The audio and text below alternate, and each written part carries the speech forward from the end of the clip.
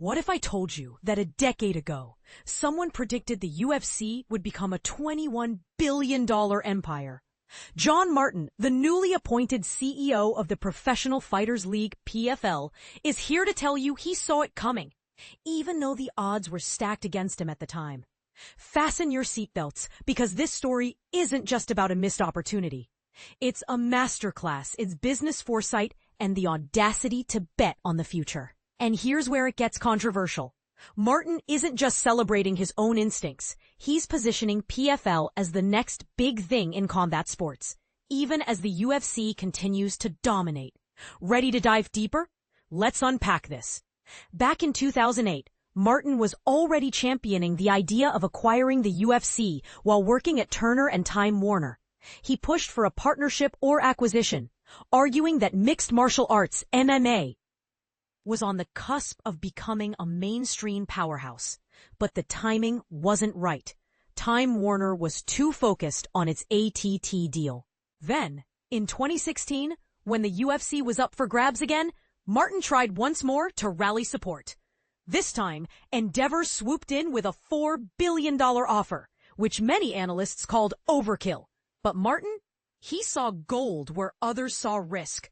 I had a lot of audience there, he admits. But the timing just didn't work out. And here's the kicker. Martin's hunch paid off. The UFC didn't just survive the Endeavor deal, it thrived. By 2026, it's set to ink a $7.7 billion media rights contract with Paramount, joining forces with WWE in a combined valuation exceeding $21 billion. Meanwhile, PFL is stepping into the spotlight, wrapping up its ESPN broadcast deal and positioning itself as the go-to MMA brand after the UFC's departure from the network. Martin's not shy about his confidence. In 2016, I told my boss, Jeff Bewkes, the UFC would be worth 3 to 4 times what it was worth. I was right. So, what's the plan for PFL? Martin's playbook mirrors the UFC's early trajectory. He sees a market hungry for premium combat sports and a landscape where MMA has already proven its staying power. The Paramount deal is a huge validation, he says. The UFC spent years convincing the world MMA was a real sport. Now, it's mainstream. The conversations about justifying MMA are over. But here's the twist. Martin isn't just riding the UFC's coattails. He's betting on PFL's unique strengths, consistent scheduling, global appeal, and a 7-year head start in building a sustainable model.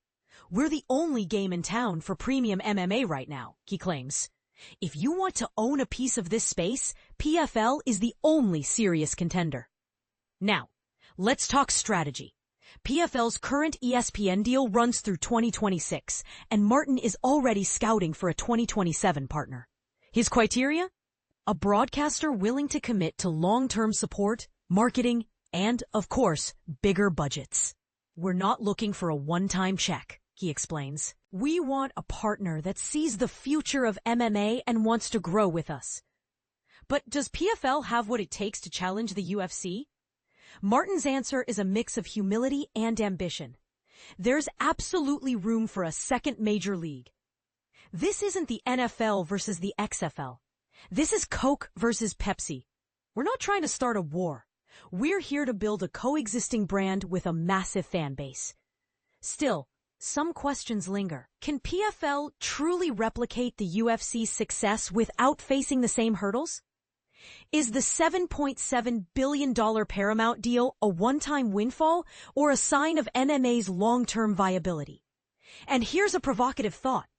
If Martin got the UFC call right, could PFL become the next global sports titan? Share your take in the comments. Do you think PFL can stand shoulder to shoulder with the UFC? Or is it destined to play second fiddle? The fight for MMA supremacy is just getting started.